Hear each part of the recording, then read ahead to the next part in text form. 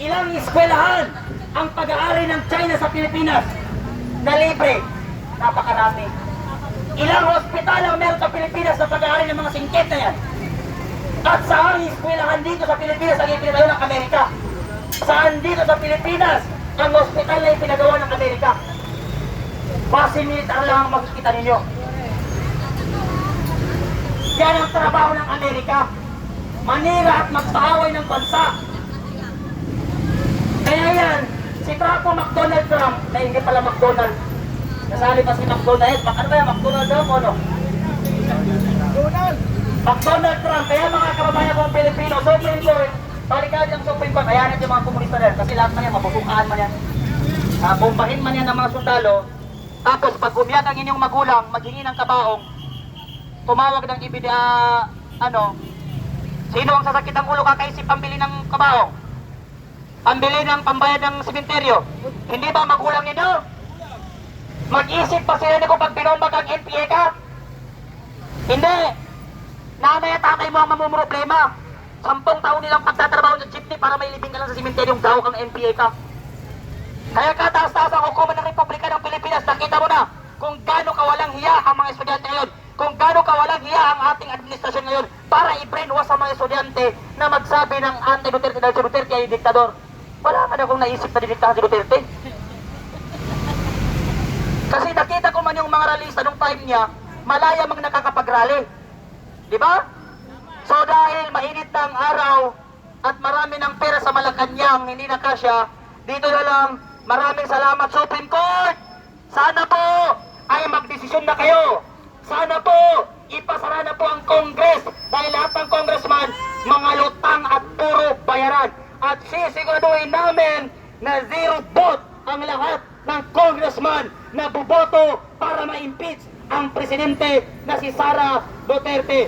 Mas mabuti sana, bago nyo imbestigahan si Sara, imbestigahan nyo muna at tapusin nyo muna ang korupsyon na nagaganap sa ating gobyerno. Si Trillanes ay isa sa mga senator na may pinakamalaking ginasto noong time niya at noong termino niya. Isa siya sa senator na may pinakamaraming kinurakot noong time niya. At si Laila de Lima ay siya ang protektor ng totoong mga drug lord yang na maitim. Thank you very much.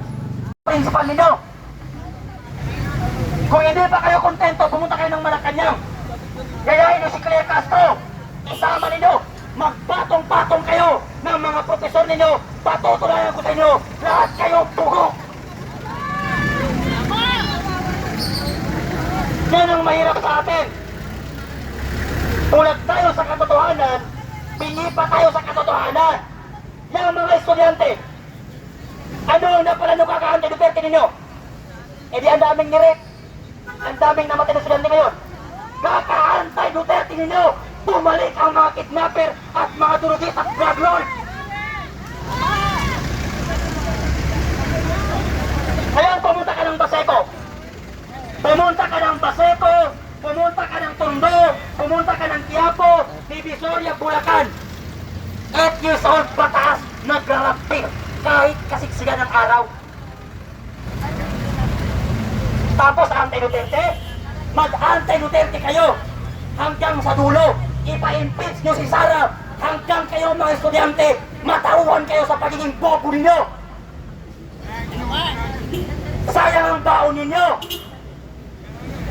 Yang magulang mo 24 hours na mamasada nagko-construction worker para may pambayad sa tuition fee. Saan bilhin ang uniform mo, pang baon mo.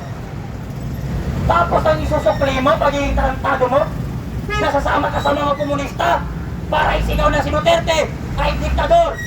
Saan siya dumikta? Sinong profesor ang nagturo sa mga estudyante para sabihin ng mga estudyante ngayon na si Duterte ay isang diktador? Sinong profesor? FTA, professor na FTA. Si John Masison na kalbo na lahat ng presidente masama sa kanila dahil ang gusto niya siyang maging presidente. Nalaman niyo yung nangyari sa Cebu dati? Sa Visayas? Yung isang munisipyo, walang nakaligtas, pinatay lahat ng CPP-NPA. Pati trabahante staff, pinagpapatay nila. Nag-ingay ba kayo?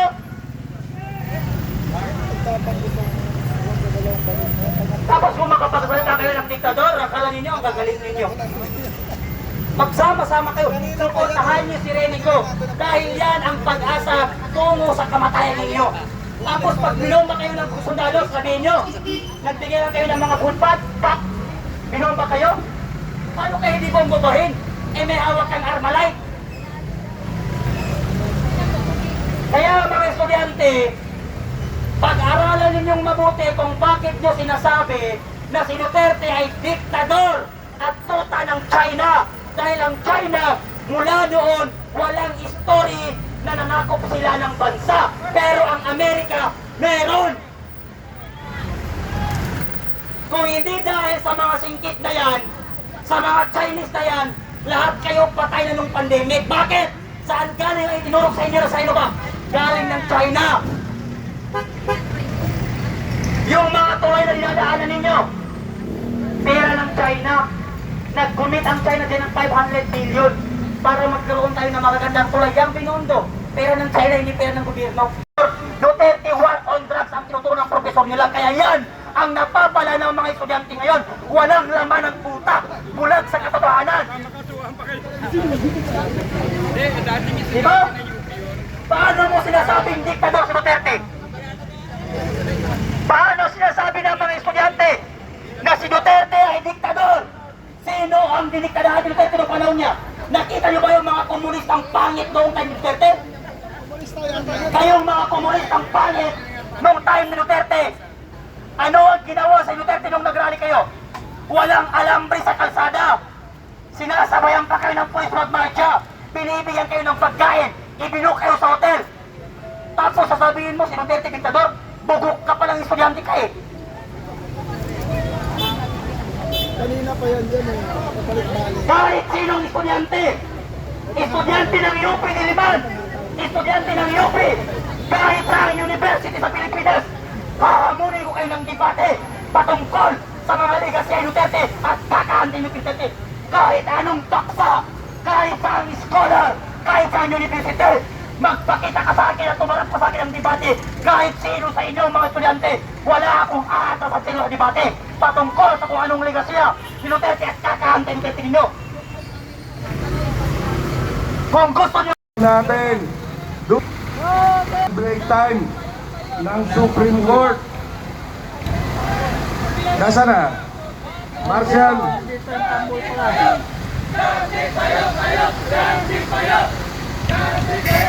Wala ba yung ating natambon?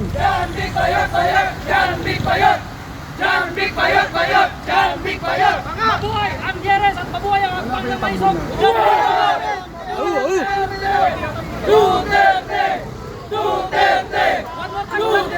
Yung mga tao ng tambol, pwede ba panginoon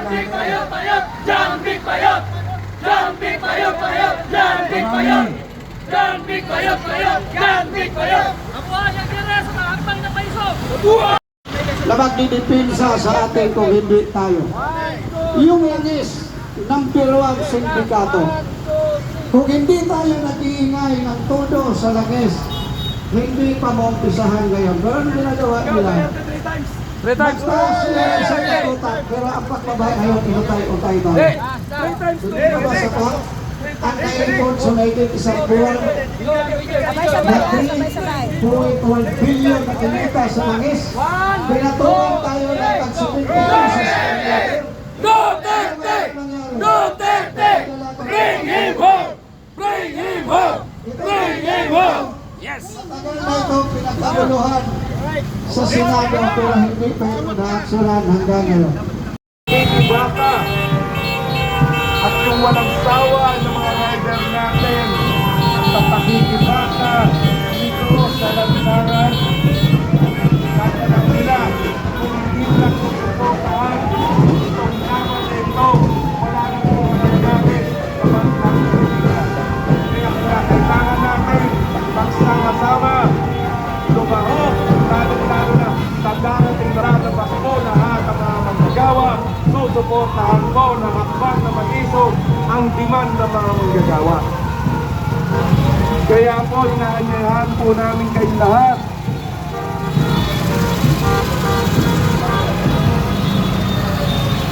Kaya po kami patuloy at patuloy na kinakailangan natin lumabas sa lansangan para pakita sa gobyernong ito, tama na, sobra na, kinakailangan ng magbitiw, ibigay na doon sa kayang gampanan sa pamumuno, kanyang gampanan sa paglingkuran ang sambayan ng Pilipino. Ito po ay araw-araw, limang araw na po namin na pupunta sa Supreme Court. Kaya po, ang isang tipo nilalabas yung petition for habeas corpus ni Tatay Digong ay patuloy po kami na lahok, patuloy po namin nakalampasin ang puso ng mga estado natin.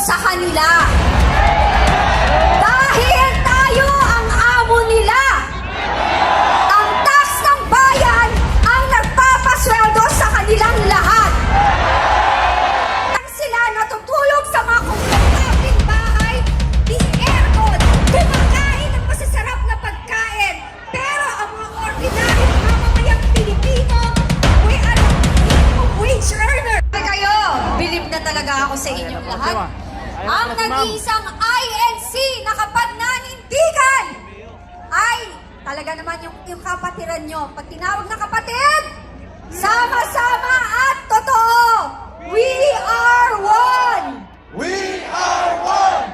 We are one! We are one!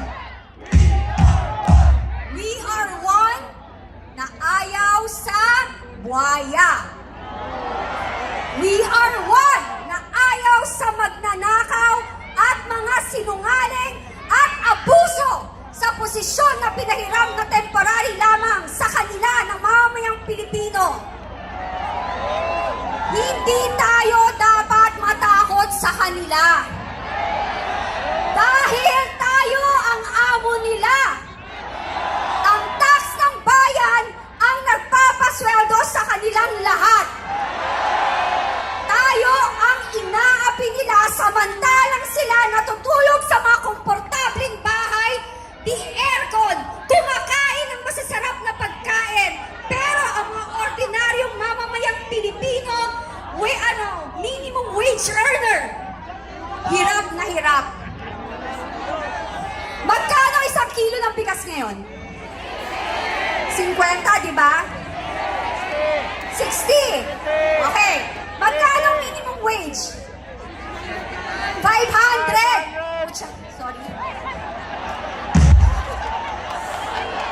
sorry guys. Alam ko bawal, pero hindi ka nakakapagpigil eh. So, 500, isipin mo wala pang 10 kilo ng bigas. Di ba? 635. 95. What's that say? 10 kilos. Sa isang kilo, ilan nakakakain? 5? Tatlo? Oh my gosh, tatlo yung iba. 5?